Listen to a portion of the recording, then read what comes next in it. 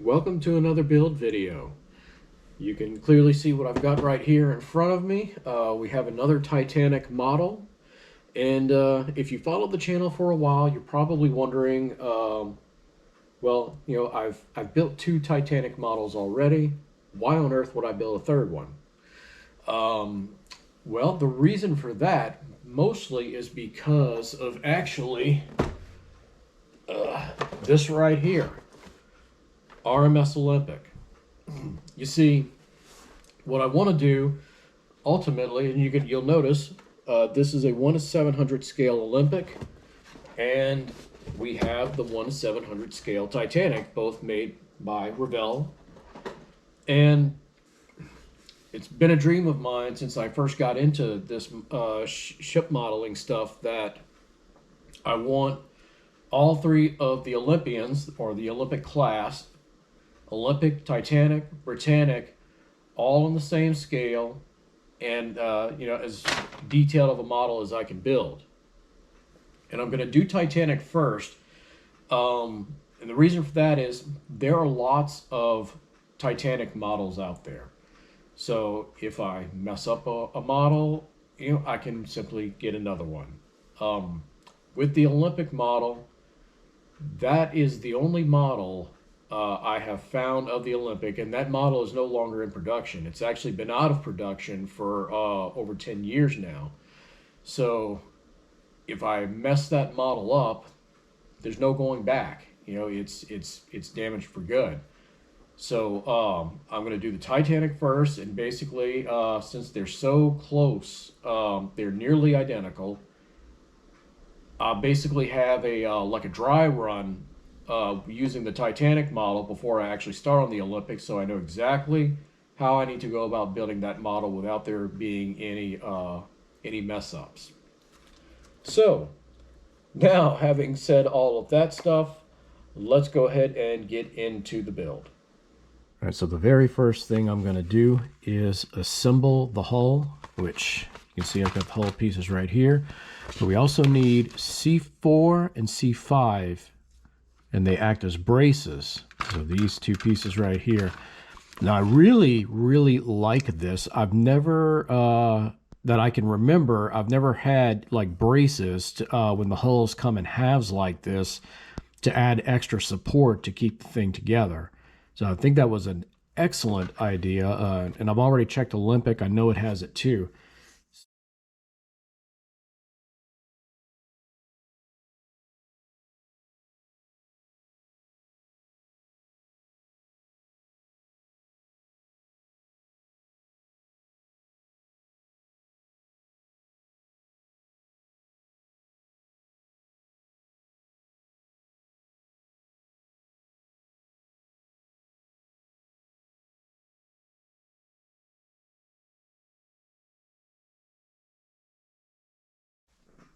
Okay, so what I did was went ahead and got the hull assembled, and it was very simple. It came together seamlessly, really, really nice. I didn't have to make any modifications to it. It lined up perfectly. Got those two braces in there that I was talking about just a second ago. Lined up, glued them in, glued the seams together. I've got these two grips, as you can see, on the bow and the stern to hold it all together. I'm gonna let this dry for a good long while before I resume anything else on the ship.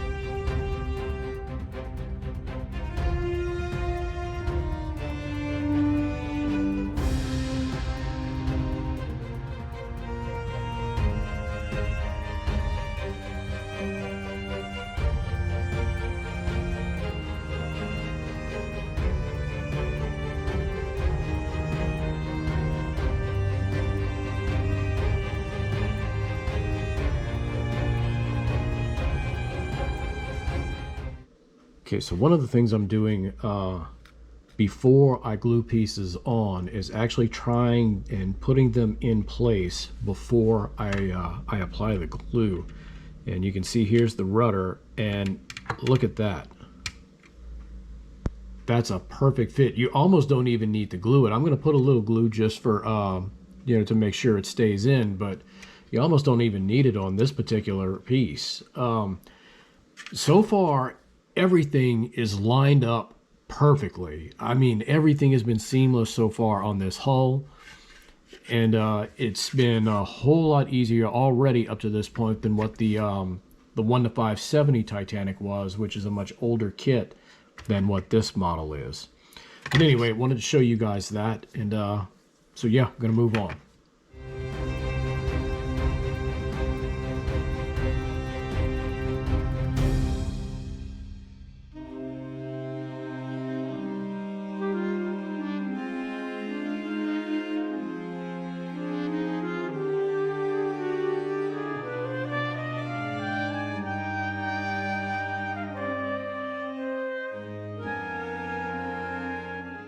So after a lot of painting on this, I've finally reached the point where I'm ready to glue some of these wooden deck pieces on.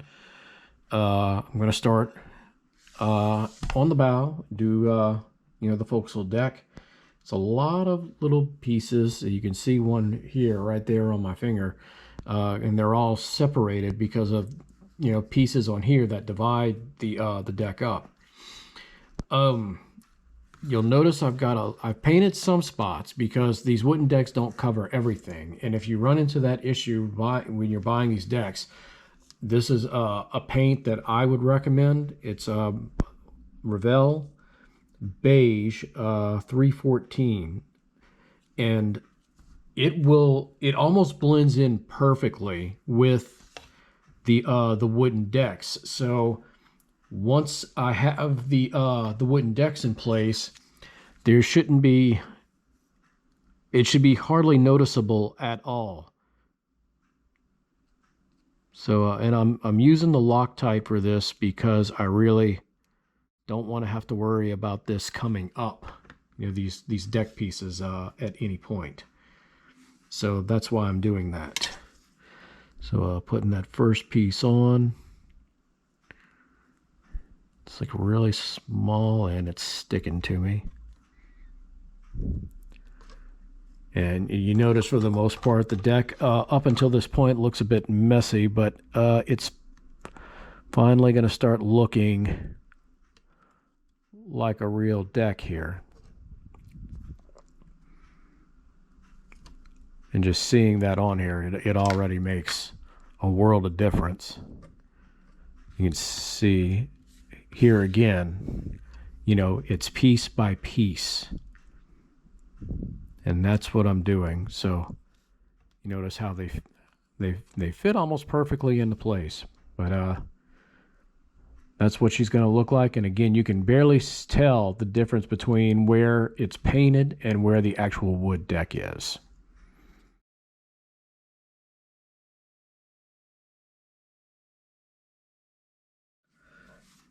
All right, so I'm getting ready to put this piece of the wood deck on, and this is B deck here. You've got the front piece here, and you notice it only goes so far. It stops right here, and then the same thing back here. It's going to stop. It'll cover all this section. Reason for that is because all of this space was enclosed on Titanic's B deck. This is where all the high dollar suites with the private promenades were that you saw like in the movie. And if you want to use this same wooden deck on Olympic, if you were able to get an Olympic model, it would be a bit of a challenge in the sense that all this is open area on Olympic. So you would actually see, so this is B deck here, where my finger is running across, right underneath the bigger A deck. All of this is opened up on Olympic, so you'd be able to look inside the model and see these decks. So the only option you have really is to paint this on Olympic, which is what I'm going to end up doing when the time comes. In the meantime, I used the paint I was talking about a second ago to cover up spots on the deck that are not covered up by the wood deck. That way it looks all nice and flush. And you can tell it's really, really close. It's hard to tell the difference between the paint and the wood deck, especially, you know, even when you're looking at it from further away. So having said all that, we're going to go ahead and apply that piece, because we have to apply it before we can start installing the parts right here. And this is actually going to be the cutout for the bridge.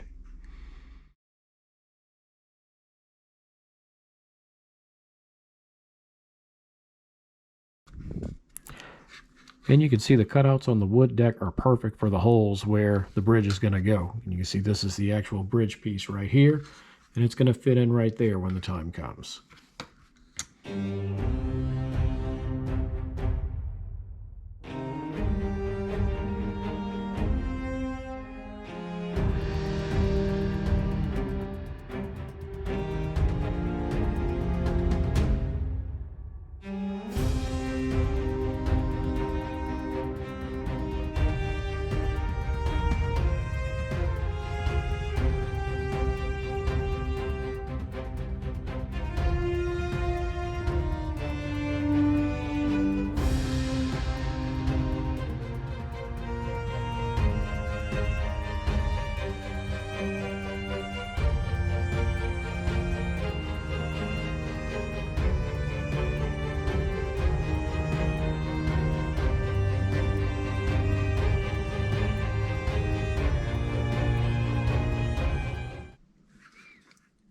All right, this is going to be a deck I'm working on here. And you see this is a pretty big piece. We're going to be gluing that on here. So making sure I've got enough glue to hold this thing down. Because one thing I have learned already is that it's going to be easier to just put the wood deck on before building the superstructure pieces. So that's what I'm doing. And it worked really well over there up on those decks that I've installed so far. So, and again, this one it's all about learning how to do this in the best way I can. That way, when it comes time to build Olympic, I should be able to do it without any major issues or mistakes. And that's pretty much what the purpose of this is. Well, it's not the only purpose, of course. One of the purposes is to have all 3 Olympic class ships in the same size. But this way it'll be as mistake-free as possible on Olympic and Britannic, because there are just not enough models of Olympic, and there are no models of Britannic, of course. So it's all about getting those right the first time. And so one thing I've been having to do is widening the holes here. You see the little grooves in the deck, the cutouts, so you can fit these pieces in. I don't know if that's because of the decks, like the wooden decks are partially covering up those holes or not, but I have indeed been having to do that. So I'm going to try on one of the decks that I have not yet applied the wooden deck to see if they fit perfectly, or if it's just an issue with the wooden decks. I have a feeling it's probably an issue with the wooden decks, which I'm not too concerned about. But yeah, it's just something I need to satisfy my curiosity on. Other than that, everything's been fitting into place pretty smooth. And I've already pre-cut these holes prior to filming this part of the video, so that's why everything is really going in real nice and seamlessly here. And you see they're really flush with the deck. It looks really nice. So, yeah, that's one thing I'm going to be looking into in a minute. However, this is a deck, and I'm going to get the other side on, and then I'm going to put my theory to the test. All right, so I don't even have to try doing that to a different part of the ship. I can confirm 100% now that it is, in fact, to do with the wood decking.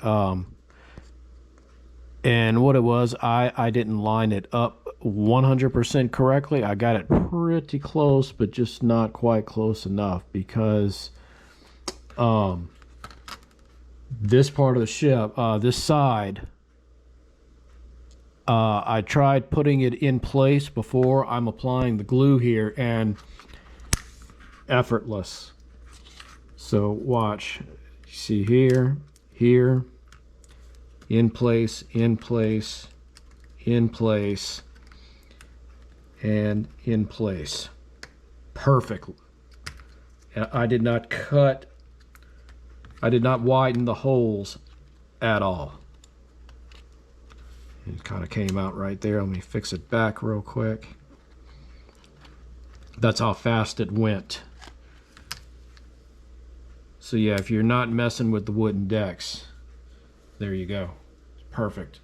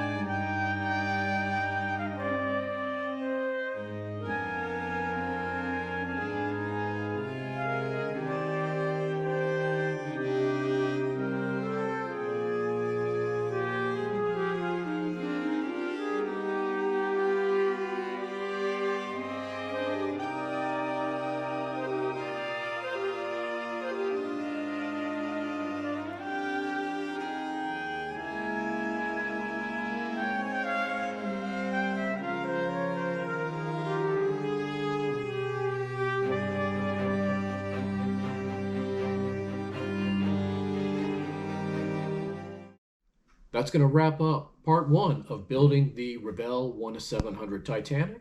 Hope you guys enjoyed the video, and tune in next week where you see even more progress done and perhaps the completed model. Thanks again for watching, and until the next time, drive safely.